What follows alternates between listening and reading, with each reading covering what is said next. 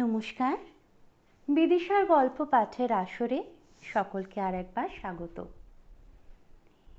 লীলা মজুমদার সাহিত্যের জগতে একটি বিখ্যাত নক্ষত্র। আমরা মূলত শিশু গল্প পাঠে বা শিশু গল্পে লীলা মজুমদারকে পেয়েছি। ছোট থেকে বড় সকলেরই তিনি বড় প্রিয় মানুষ। সেই বিখ্যাত লীলা মজুমদারের অনেক ছোট গল্প এর আগেও গল্প পাঠের আসরে আমি পাঠ করেছি। আজকেও লীলা মজুমদারের লেখা একটা ছোট গল্প পাঠ করব। গল্পের নাম হরি পণ্ডিত। ভারী মজার গল্প, চলুন শুরু করা যাক। পুজোর ছুটিতে পশ্চিমে থাকবার জায়গার নামটা করলাম না, দাদুর বাড়ি গিয়ে ভজু লক্ষ্য করলো যে পাশের বাড়িটা এ বাড়ি থেকে দেখা যায় না। সেখানে হরি পণ্ডিত থাকেন। দাদুর সঙ্গে নাকি ছোটবেলায় দারুণ ডাঙ্গুলি খেলতেন। দাদুর প্রাণের বন্ধু। তারপর অনেক বছর ছাড়াছাড়ির পর বুড়ো বয়সে আবার পাশাপাশি থাকতে এসেছেন। হরি পণ্ডিত রোজ রোজ যখন তখন দাদুর কাছে টাকা কড়ি চান। দাদুও যা পারেন দেন। কেউ কিছু বললে বলেন, আহা, ও তো আর নিজের খাওয়া পড়ার জন্য নেয় না, সে তো আমি এমনিতেই দিয়ে থাকি। এ টাকা দিয়ে ও অভাবনীয় গবেষণার কাজ করছে। ভজু বলল, কি অভাবনীয় গবেষণা দাদু? মরা মানুষ জ্যান্ত করবার গবেষণা? দাদু শিউরে উঠলেন, আরে না, তার চেয়েও ঢের গুরুতর ব্যাপার।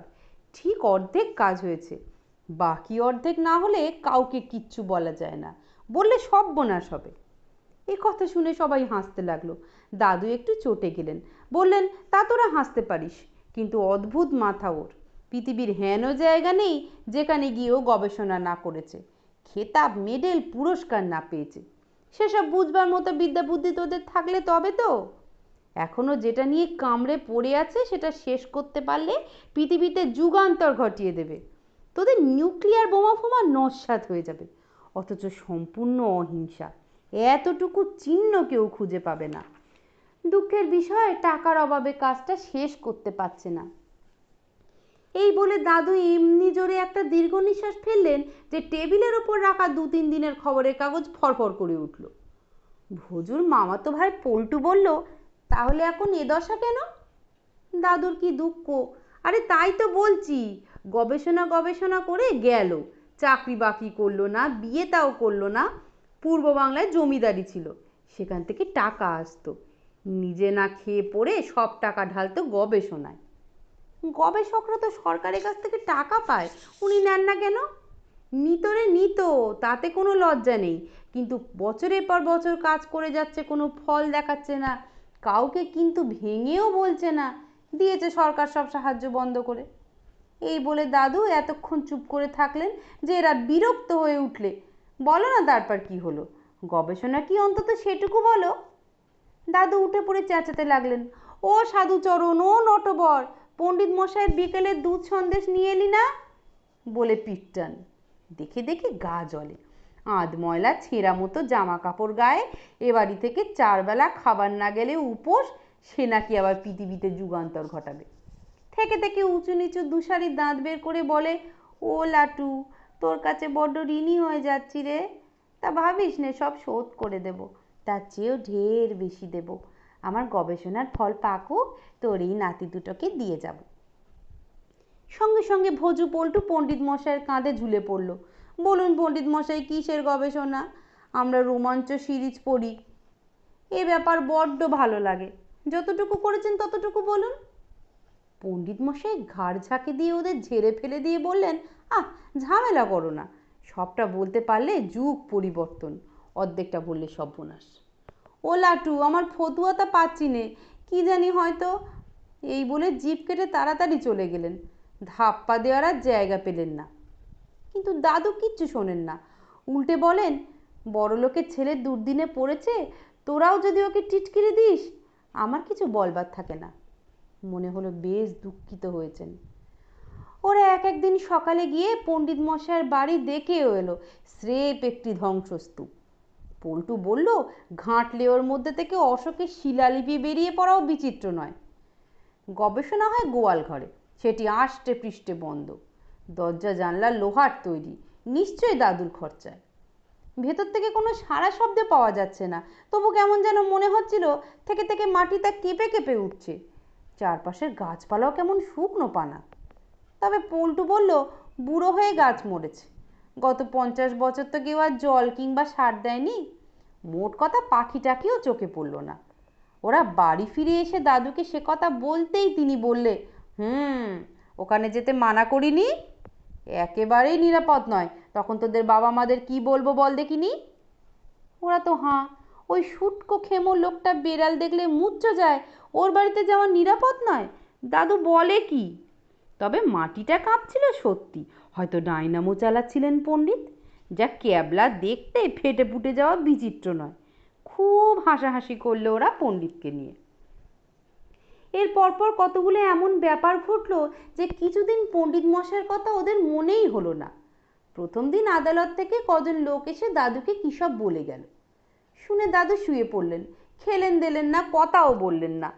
সন্ধ্যাবেলা জল খাবার খেতে পণ্ডিত মশাই এসে ব্যাপার দেখে বললেন, নিশ্চয়ই সেই জামিনের ব্যাপার। বলিনি, আত্মীয়ই হোক আর যেই হোক, লাখ টাকার জামিন কখনো হয় না। লাখ টাকা দিতে হলে ঘটিবাটি বেচতে হবে, তা তো সে কথা শুনলে না। ভোজু পল্টু তো অবাক। বেশ বলেছেন পণ্ডিত, নিজে এদিকে দাদুর মাথায় হাত বুলিয়ে কম সুবিধা নিচ্ছেন না। পণ্ডিত মশাই বলে চললেন, আরও 1050-এর হলেই আমারও এটাও কমপ্লিট হয়, তখন আর দেখতে হবে না, তো সব দুশ্চিন্তা দূর করে দেব। তবে কি জানিস, অঙ্কটা একটু গোলমাল করছে। দাদু এতক্ষণে কথা বললেন, আর ততদিন? ভোজু পল্টু একসঙ্গে বলল, কেন আমরা আছি। দাদু হাসলেন। হঠাৎ পণ্ডিত বললেন, ভালো কথা, তোর বাবার ভাবনা কিসের?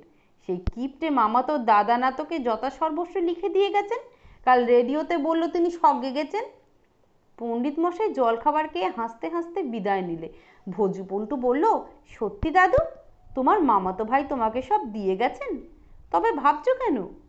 দাদু বললেন, তার নিজের এক দুর্দান্ত ভাই আছে, জেলে জেলে জীবন কাটায়। চোর, ঠক, ঠ্যাঙারে, এই অবধি বলতে না বলতে বাইরে থেকে 3টি বিশ্রী চেহারার লোক ঘরে ঢুকলো, প্রত্যেকের হাতে ছোরা। দাদু আশ্চর্য হয়ে বললেন, এ কি মোহন, তুমি কবে ছাড়া পেলে? সবচেয়ে বিশ্রী যার চেহারা, সে কাষ্ঠ হেসে বলল, না পেলেই তোমার বুঝি সুবিধে হতো? এখন ভালোই ভালোই সেই 3জনের সই দেওয়া কাঁচা দানপত্রটি বের করে দাও দেখিনি, নইলে নাতিদের জন্য শোক করতে হবে। সঙ্গী দুটি দরজা বন্ধ করে তাতে ঠেস দিয়ে দাঁড়ালো। বিশ্রী লোকটা তাদের সামনে দাঁড়িয়ে হাত পেতে বলল, কই দাও দেখিনি, আমি ধৈর্যের জন্য বিখ্যাত নই। দাদু ভোজু পল্টুকে বললেন, নড়িস নে। তারপর দেরাজ খুলে দলিল খুঁজতে লাগলো। মোহন লোকটার কি তেরি বেরি ন্যাকামো হচ্ছে নাকি, দাও শিগগির। তারপরেই মনে হলো পেছনের জানলার দিক থেকে এক ঝলক আলো দেখা গেল। চোখ ঘষে ভোজু পল্টু দেখলো সেই 3টে লোক অদৃশ্য হয়ে গেছে। একবার মনে হলো বাইরে পণ্ডিত মশাই সরে পড়লেন। সঙ্গে সঙ্গে দাদু লাফিয়ে উঠলেন, হরি হরি, এ কি কাণ্ড করলি বলে ছুটে বেরিয়ে এলেন। চারদিক অন্ধকার, চুপচাপ, কেউ কোথাও নেই। দাদু হঠাৎ অজ্ঞান হয়ে বলেন। ডাক্তার, হাসপাতাল, ওষুধপত্র করে বাকি রাতটা কাটলো। সেই লোকগুলোর কথা কাউকে বলাই হলো না। সকালে দাদুকে অনেকটা সুস্থ দেখে ওরা কৌতূহল রাখতে না পেরে শটাং হরি পণ্ডিতের বাড়ি গিয়ে হাজির। সব শান্ত, চুপচাপ, 2-1টা পাখি ওড়াউড়ি করছে, আর গোয়াল ঘরের জায়গাটা একটা ফাঁকা শূন্য মাঠ। হরি পণ্ডিতকেও কোথাও দেখতে পেল না। ওর ভাঙাচোরা বাড়িতে কেউ কোনোদিন ছিল বলে মনে হলো না। সুস্থ হয়ে বাড়ি ফিরে দাদু ওদের বলল, যা হবার তা হয়ে গেছে, এই নিয়ে তোরা আর কাউকে কিছু বলিস নে। হরির গবেষণা এতটা এগিয়েছিল যে আলোর রশ্মি দিয়ে সব কিছুকে অণুতে পরিণত করে দিতে পারত, কিন্তু আবার গড়ে দেবার কাজটি শেষ হয়নি, আর হবেও না। ভোজু পল্টু ব্যস্ত হয়ে বললেন, উনি গেলেন কোথায়, কত খুঁজলাম পেলেম না। দাদু একটা বড় খাম খুলতে খুলতে বললেন, গেছে মহাশূন্যে, গবেষণার শেষ আঁকটা মিলছিল না। এই তো গেল ব্যাপার, বাকি শুধু রইল দাদুর সম্পত্তি পাওয়ার সুখবর। তার অর্ধেক দিয়ে হরি পণ্ডিতের পোড়ো বাড়ির জায়গায় একটা বিজ্ঞান কেন্দ্র করে দিয়েছেন। সকলকে অনেক ধন্যবাদ। গল্প কেমন লাগলো অবশ্যই জানাবেন। ভালো লাগলে আমার চ্যানেলটিকে প্লিজ সাবস্ক্রাইব করে দেবেন।